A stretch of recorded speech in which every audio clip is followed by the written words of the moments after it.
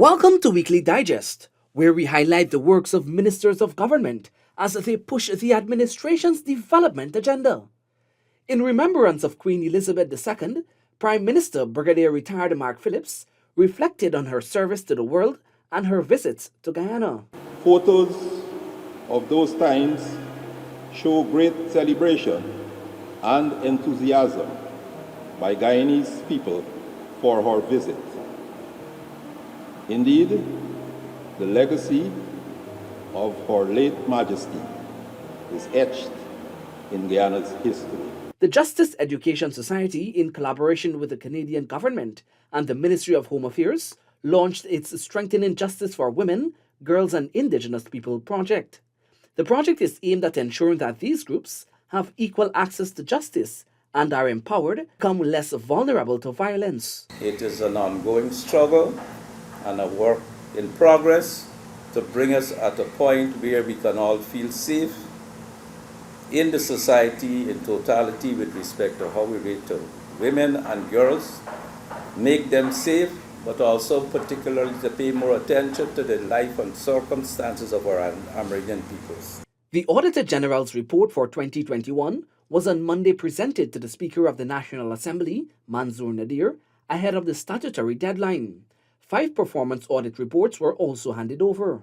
We must feel proud that while windfalls are coming our way in terms of the resources, that all arms of the state are ensuring that the resources at our disposal is going to be transparent, traceable, and used in the most efficient way possible. In the health sector, the 19 students who graduated from the 5-month Community Health Workers Training Program are being encouraged to continue learning to improve and grow in the health profession. What we don't want is people to come into the sector and stagnate. With this program, it is great that you have passed and you're doing well, but now you have to gain some experience. When you gain those experience, we hope that you will start thinking about the next step. What else would you like to do in health?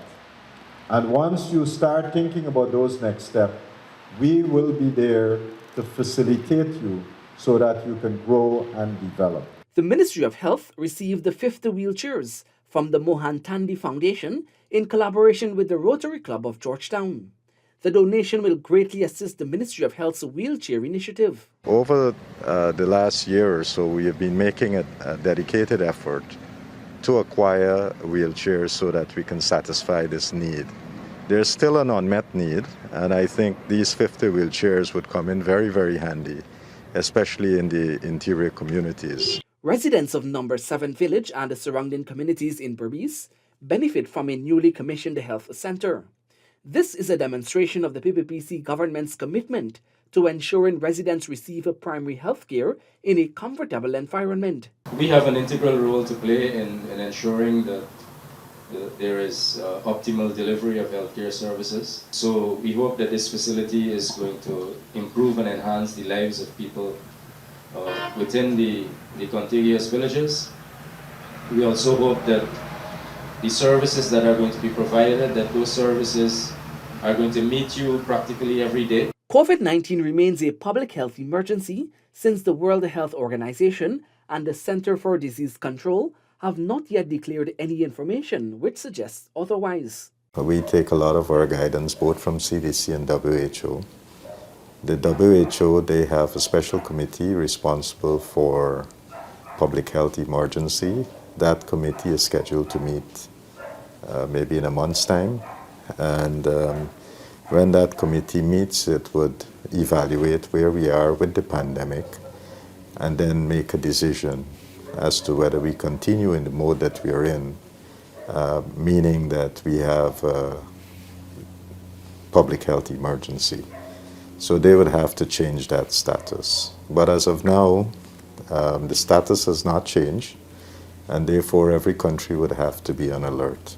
Taking a look at agriculture, hundreds of fisher folks have already received the government's $150,000 one-off cash grant to cushion the effects of low catches.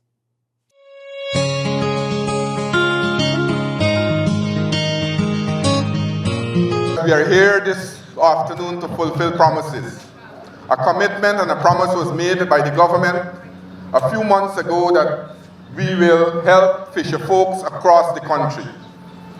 It was announced by His Excellency the President, and when it started, we started to collect the names, and today we are here to deliver on the commitment that was made by the PPP civic government, and you will receive your grant here this afternoon. In the infrastructure sector, contractors in Buxton on Sunday commenced the training in taxation as part of government's policy to ensure all local contractors get the opportunity to benefit from government contracts. The PPPC administration, President Ali's government, want to ensure every small, medium, large contractor get a piece of the pie for the development of Guyana.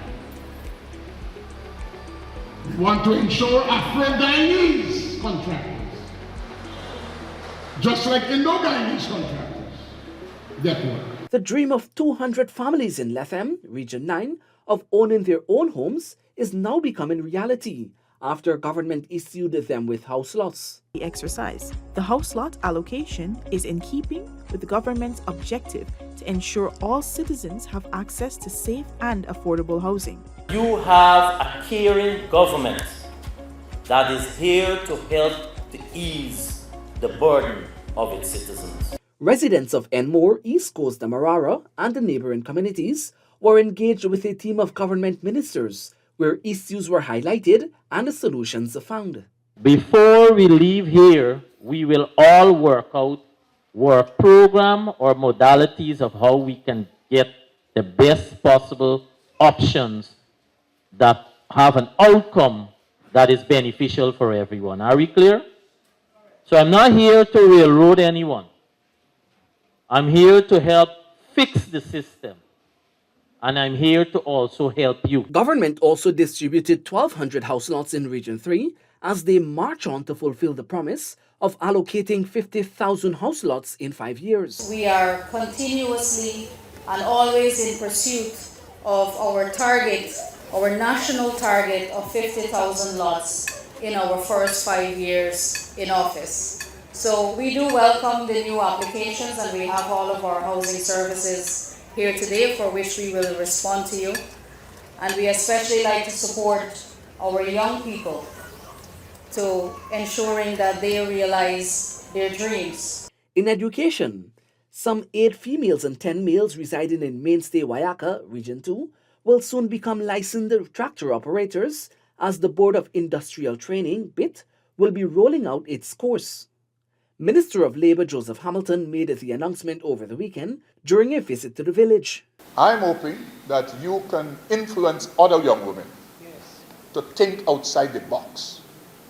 So what you're doing is not just for yourself, it's to become an example, to become a trailblazer for other young women who can say that if you can do it, I also can do it. So you have to think outside the box. The Mocha Arcadia Primary School on Wednesday benefited from a donation of 20 fans and 2 Samsung smart televisions. The donation fulfills a commitment made by President Dr. Mohamed Irfan Ali during an outreach to Mocha earlier this month. Even more is that our children across Guyana, and it matters not what region or what community you're from, our children across Guyana means the world to us, and we are going to make them, and we have always done so, but we'll continue to make them a priority in this country. 179 residents of Region 10 will soon gain life skills as the Board of Industrial Training, BIT, is currently conducting a special skills training program there. The training seeks to address the labor deficiency in the region. We wanted to focus and get as far as we can with the persons who are needed with specific skills in some areas that we're deficient in the country. In culture, as the euphoria unfolds over Guyana's Cricket Carnival, His Excellency's One Guyana initiative took center stage with scintillating music, arts and craft, and a display of foods that tease appetites. Guyanese and foreigners gyrated under the night of the sky at the One Guyana concert at the National Stadium Providence. I'm pretty excited generally about all our events, but the One Guyana concert tomorrow night is going to be something very special to me. It's special to the president because that's his baby. All Things Indigenous from Aishalton to Parima created a showcase filled with pride. The smell of wild meats over fire, bottles of potato wine and paiwari were laid out as farine and tasso were done in song and dance, portraying a Guyana ready for tourism. Event tonight is in collaboration with the Ministry of Tourism, and we are together collaborating in making Guyana a showpiece for a tourist destination. And here tonight we had the Indigenous cultural groups, and they have presented to this nation and to the international community, our visitors, how well we can showcase our culture. Government has launched the Streetlight Project to ensure children are kept off the streets. The launch comes as Guyana observes Child Protection Week 2022, themed Keeping Children Safe through Community Collaboration. Country where there's no child on the street. If that child needs shelter and food and education and everything else that is a child's right, the ministry is committed to providing that. The ministry is also committed to working with the parents and the family to ensuring that when that child goes back into the family's care, those things will be provided.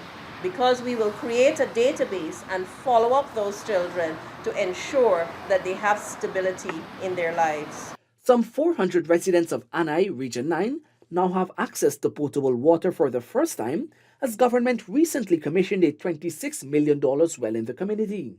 This forms part of government's policy to providing safe and reliable water to hinterland communities. And with this now, it means by and large the entire community will be serviced. So you're about 98% coverage in the area. And this is towards a target of ensuring that we are able to deliver by 2025 100% coverage across the hinterland communities of Guyana. As part of the Ministry of Human Services and Social Security's Child Protection Week exercise, a seedling planting exercise was held at the Sophia Children and Family Home. The exercise, dubbed Nurture with Nature, aims to teach persons how to care for plants in the same way they would a child. If together an adult and a child can nurture a plant with watering that plant, with planting it with the right soil, with even showering it with love, it will bring home to both the parent and the child, or the adult and the child, how necessary it is, as you look at the plant's growth and survival, how necessary it is to have those same elements in a child's life. As Cricket Carnival filled the air, government continued its national cleanup campaign, this time around the capital city. Prime Minister Brigadier Retired Mark Phillips, along with members of the joint services and the private sector, led a campaign along the Mandela to Eccles 4-lane highway. What we're seeing is that there's a lot of litter on this roadway. Right? This should not happen.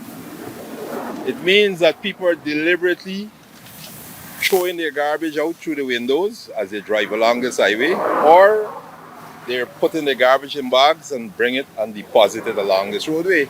That's it for this edition of Weekly Digest. For these and other government-related information, do log on to our website, dpi.gov.gy, and our social media platforms as well. Goodbye.